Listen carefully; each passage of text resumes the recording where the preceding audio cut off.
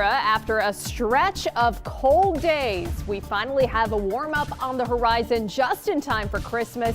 We let you know if you'll need to turn on the AC for Santa Claus's arrival. And we update you on any winter weather woes for your holiday travel forecast. Plus, how you can better reduce waste and give back to the environment this holiday season. WBRC Fox 6 News. First Alert Weather Extra starts now. And welcome into Weather Extra. Chief Meteorologist Wes Wyatt. Appreciate you staying tuned. Lauren, almost here. I cannot believe it. Are you done with all of your shopping, Wes? Hey, like I said, I've been working through my list, but the other list that I've been working through is checking off, are we going to have a washout on Christmas? And the good news is right now it looks like we're trending a little bit faster with this system. Yeah, it does look, Wes, like maybe this could be knocking on our door by Christmas Eve night. Yeah, it certainly does. Let's talk about the next big thing. We got some rain coming back, and the good news is that with things moving a bit faster, that means as we get into Christmas Day, there's a chance that we'll catch some breaks there during the afternoon. First Alert AccuTrack radar, we have temperatures in the 50s right now. You can see we're at 46 in Coleman, and if you look at the radar, you check our First Alert weather app, you may see a little bit of green there showing up, and this is some of that moisture way up in the atmosphere, not necessarily dealing with any wet weather reaching the ground. You might get a few clouds again for tonight, but we've actually caught some nice breaks, as you can see as we go to the view from space, and we see the satellite data showing those clouds still lined up back to the west, so we'll get some more of that cloud cover mixing in as we go into the day on Saturday. Otherwise, expecting dry weather for our Saturday, and we'll start out with most areas above freezing as we count down to Christmas. You can see in the afternoon temperatures in the 60s, and with this nice weather, also nice weather for the Birmingham Bowl forecast for tomorrow. Kicking it off at 59 degrees at 11 a.m. at Protective Stadium, and then by 2 p.m. temperatures in the mid-60s with a mostly sunny sky at times during the day and into the afternoon. But as we showed you, Christmas Eve, the rain comes back. Now that mostly applies during the day to far western areas. I think as early as 3 or 4 o'clock, we could see some of that rain coming in across far southwest areas, but the wet weather really starts to fill in overnight, and looks like some of the steadier rain's going to happen during the early morning hours on Christmas Day, and then we'll catch some breaks, it looks like, by the afternoon on Christmas Day. Still kind of cloudy, but at least some time to enjoy some of those goodies and some of those toys that Santa brings there and into early Christmas morning. But we'll talk about the full 7-day forecast, go beyond the 7-day, that's coming up right here on Weather Extra. Well, millions of Americans are under the threat for impactful weather over the Christmas holidays. While the Southwest braces for rain, much of the Northeast is still grappling from Monday's powerful storms that brought flash flooding and knocked out power to hundreds of thousands rather. As of the morning, more than 50,000 homes and businesses this morning in Maine were still without power. And in California, major cleanup is underway after flooding this week with more rain on the way. So on that note, meteorologist Matt Daniel and Mickey Ferguson are on your side with the trouble spots for your holiday travel forecast. Matt, it's time for that travel forecast. Okay. That's enough? It was just so good, we just can't listen to it anymore. We're looking at your travel forecast. If you've got plans going into this weekend, we've got to look at it. So here's a look at those travel impacts for tomorrow. And if you're in the green, it's clean. So we're looking good. I stole that from traffic. And what if you're in the purple? I don't know. It's not good. Rhyme that one. There could be some issues, though, for Houston and Dallas, also towards parts of Colorado. There could be a little bit of snow there in the mountains, so there could be some issues out across the central and western portions of the country. If you're keeping it close around the southeast, you're looking pretty good for tomorrow. But as we get into tomorrow, your future radar shows that rain creeping up into parts of Kansas and Oklahoma, and then heading up into the Vermont, New Hampshire, places like that. Yeah, so what's happening there in the central United States tomorrow, that's going to be our playmaker going into Christmas, as we've been talking about all week long. And then Christmas Eve, oh no, we got more colors than green. Yeah, we've seen a few yellows show up where we live, and that's because we now have a chance of rain developing on Christmas Eve into Christmas Day. So especially into West Alabama late Sunday afternoon.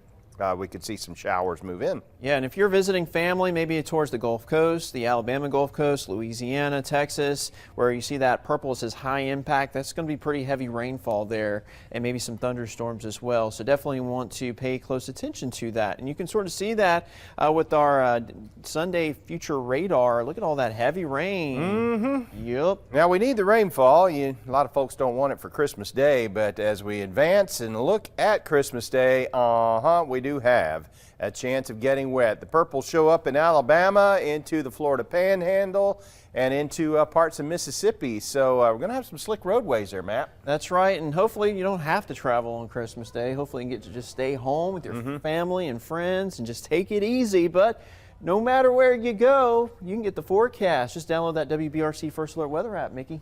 That's what I'll do. Well, I already did that. Yeah, so I check it all the time. You know it's a good idea? What's that? Get someone a new phone with that app for Christmas. Really? That'd be Or cool. you need a new phone? Is that what you're hinting at? I don't, but if you want to give me You one. won't turn it down. Okay, well, Merry Christmas, y'all. See you next week. Stay safe. Mickey, I'll take a new phone if you're feeling generous. Although we love to deck the halls, you always have to put safety first when lighting up your tree for the holiday season. Firefighters in Knoxville, Tennessee held a demonstration to show how fast a Christmas tree can catch on fire and how you can prevent it from happening. The main cause for Christmas tree fires is a heat source being too close. Firefighters say if you have a burning fireplace, candles, or a space heater running too close to your tree, a fire can start and spread very quickly. Dried out trees burn the fastest, so don't forget to keep them watered. But fake trees pose a risk as well. If your tree catches on fire, firefighters say do not try to put it out yourself immediately. Call 911. And here on Weather Extra, you know we love to help give you tips on how to take better care of our environment. We all know the holiday season comes with some additional garbage baggage with that, and Americans creating more trash this time of year. Fox News correspondent Christina Coleman has more ways on how to celebrate sustainably. Opening all those holiday gifts can be fun and exciting, but it can also be harmful to our planet. Studies show Americans throw out nearly 3 billion more pounds of trash the week of the holidays than any other time of the year. And the biggest contributor might be folded to fit a smaller object, or bring in a strip of more reused wrapping paper to make it fit something larger. recycle Recycling rules are going to vary depending on where you live. Glossy and plain wrapping paper can be recycled. and rot. Check out your municipality's website to see if they have a compost program. And it's not just gift wrap. Food waste, gift toppers, and greeting cards contribute to crowded landfills. There are also smaller steps you can take, like having a bag on hand to collect recyclable wrapping paper and another for bows and ribbons. It saves time and money when the next holiday season comes around and you've already got all those supplies at hand. Our mailboxes and mantles get jammed with holiday greeting cards. Blunt suggests tearing off the decorative front and reusing it as a gift tag the following year. Another way to reduce landfill space, make sure you recycle your tree. Many communities in the U.S. offer curbside pickup of the trees. You just need to make sure you remove all the decorations, where then the city will break down the tree and use it for something else. Don't like something you got? You're not alone. Returning items like unwanted gifts added to more than 9 billion pounds to landfills last year. Blunt suggests regifting or donating those items. In Los Angeles, Christina Coleman, Fox News. Great advice for our fellow tree huggers out there. In 30 seconds, we break down the science behind the infamous polar vortex. We'll be right back.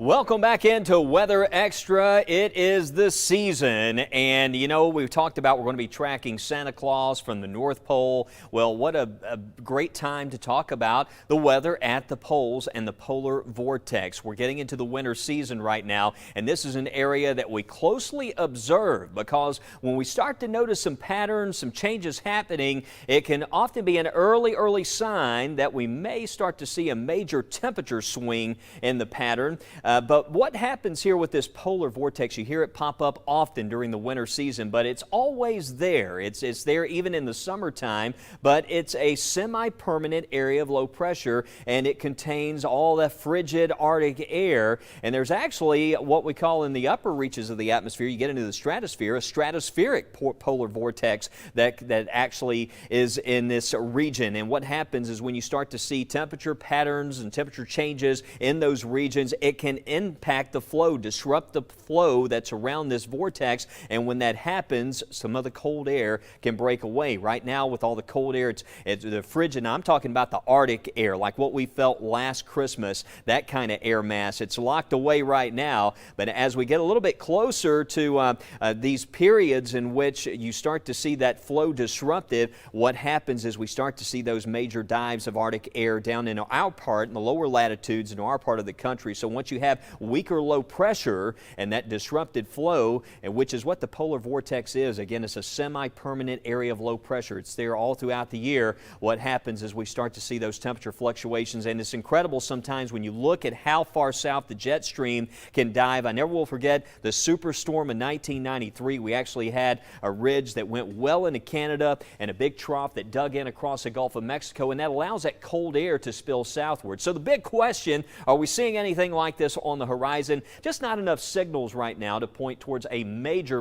pattern shift in the short term. It looks like we're going to be dealing with at least temperatures a little bit closer to what we felt like earlier this week, with lows in the 20s. Now that's going to be some colder weather. It's going to come in after Christmas time. But over the next couple of months, something that we will certainly be watching is what happens with that flow pattern around the poles. But this season, Santa Claus not bringing the deep freeze to parts of Alabama. But we'll talk more about the Christmas Day forecast. That's all coming up right here. And we'll go beyond the 7-day as we continue on First Alert Weather Extra.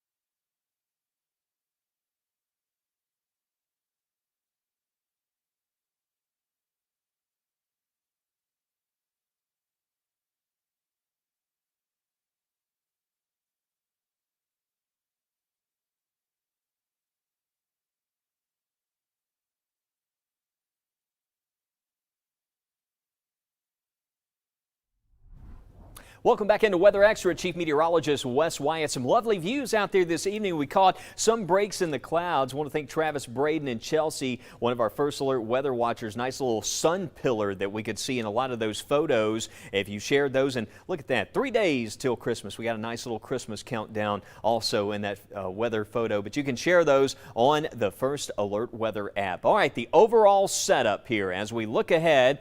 We've got a system on the way. You can see the wet weather here as we look at Sunday. Just our extra look at this thing. We're going to see quite a bit of rain, as you can see further north there if you are traveling. The one thing for us is this is not going to bring a risk for severe thunderstorms. It's mostly just a lot of wet weather, but this is going to come in during the afternoon and into the evening here across our area. So for now, we have had some clouds again mixing in, but also some breaks. It's not as cold tonight. You can see from west to Alabama, we're going from near 50 at Aliceville to 44, 42 degrees by 10 p.m. in East Alabama, places like Anniston and Ashland. But even though you'll need the jacket, no freezing temperatures early in the day. Looks like we'll stay well above freezing, but a chilly start, and then temperatures rise into the 60s for our Saturday afternoon. Nice warm up there later in the day and some sun mixing in, so the weather will be perfect for finishing up some holiday shopping tomorrow, just enjoying a nice relaxing day, or catching the Birmingham Bowl in Birmingham. We'll have those temperatures rising into the 60s during the afternoon. There's a look at 6 p.m. Showing 58 here in Tuscaloosa, 53 in Anniston. Our Saturday night still looks dry around the area as those temperatures take the tumble down into the 50s. But as I mentioned for tomorrow, the good news is, for all those deliveries, you're still waiting on a couple of packages to show up. At least the weather is going to cooperate for tomorrow. You can see sunshine. We have 6 p.m. partly cloudy, 8 p.m. Partly cloudy for Saturday evening. We certainly appreciate all of our drivers out there delivering all the gifts here, getting closer to Christmas time. As we take a closer look here going into our Christmas Eve forecast, I mentioned highs even on Sunday will also top out in the mid-60s. And yeah, we leave the milk and the cookies for Santa Claus. We better leave an umbrella for Santa as well. As you can see, those showers will be rolling in during the evening hours. The latest on the data here, and we're looking at, this is the IBM model, one of the many models that we have access to here in the Weather Center. And this is showing an earlier arrival as early as 3 or 4 o'clock. So we can't rule out far western areas. I'd plan for that possibility of a few showers coming in right around sunset time at least. And then you can see that rain spreading in across East Alabama. It looks like the back edge of this is going to be pushing through at least the steadier rain by late morning to lunchtime. So things are moving a little bit faster with this, which is good news, meaning that by the afternoon we'll have a chance to enjoy some breaks, enjoy some of those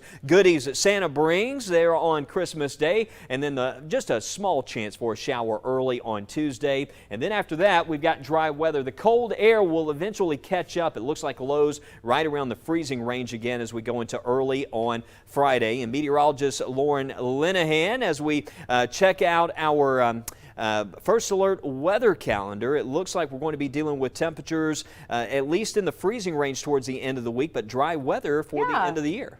Yeah, Wes, do you mind actually pulling that up for me? I've been so entranced by this beautiful fire, I forgot to pull up the First Alert weather calendar.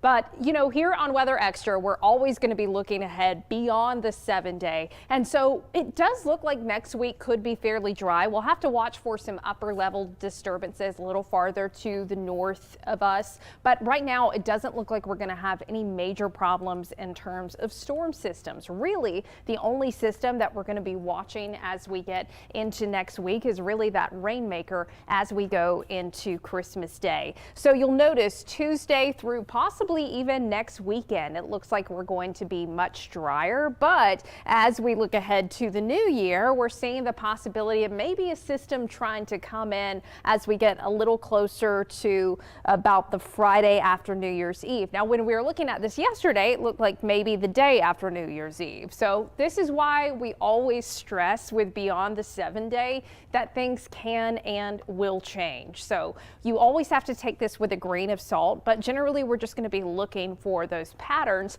that could be impacting your day to day. And so as of right now, we'll continue to watch things for you. But the big story, even though we've got some rain on Christmas Day, is also that Santa is coming soon. Our Lyndon Blake spoke with the leaders of the NORAD Santa Tracker earlier this week as they prepare for the big day. All right, welcome back in. Well, as you may know, it's been a busy week for Santa Claus as he preps for his big trip all around the world. And it's a busy week for the folks at NORAD as they get ready to track the man in red as he gets closer to the Magic City. Karen Pound from NORAD joins us over Zoom from Colorado Springs at their headquarters. Good morning, Miss Karen. Good morning. How are you today? I'm good. I'm even better now that I get to talk to you because this is something that's been going on since 1955. My entire life, we waited all year for the Santa tracker. A big week for you guys. How do you prep for the biggest week of y'all's year? Absolutely. We're doing a lot of preparation right now. We're getting the call center put together. We're also making sure all of our radars, our satellites, our fighter jets are all ready to go. And so we can have all of our volunteers in the call center to make sure that the kids' calls get answered. And how are you able to make this work and be able to communicate with Santa and track him for all the parents out there who are making sure their kids are asleep for the man comes down the chimney? That's right. Well, you know, it takes a lot of work and you know, I'll tell you how it happens. So when Santa leaves the North Pole, our radar systems pick him up. And then we are able to see him on satellite tracker because Rudolph's nose has the intensity of a missile launch. So our satellites that are at 22,000 feet can actually see his nose as he travels around the globe. So we are able to track him. And then whenever he's in the United States and Canada, we have our fighter jets that can escort him and they tip their wings to St. Nick. You know, one of my favorite memories growing up, I'll never forget, you know, sometimes we'll track Santa and he's in Florida and we're good. Well, one year he was already in Birmingham and I was about an hour south and I had to really rush and get to bed because, you know, he travels fast and thankfully we get to know that because of you guys. That's right. Santa does travel really fast and we have to make sure that he's getting to the right place at the right time. And that's why kids can, and like you said, like you did when you were a kid, make sure you get to bed so he can come see you. Because if you're not in bed, he won't be able to stop.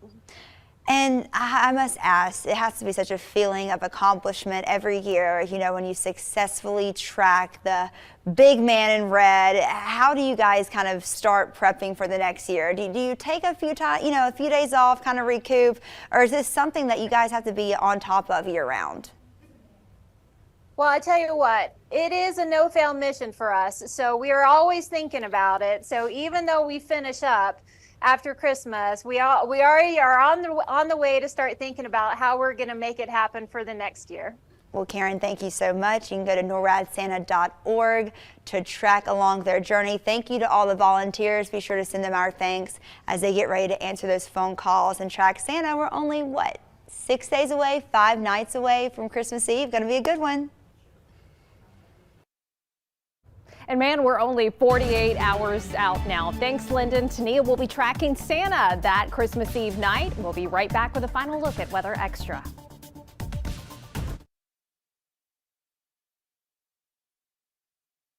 Computer, so I can show these photos.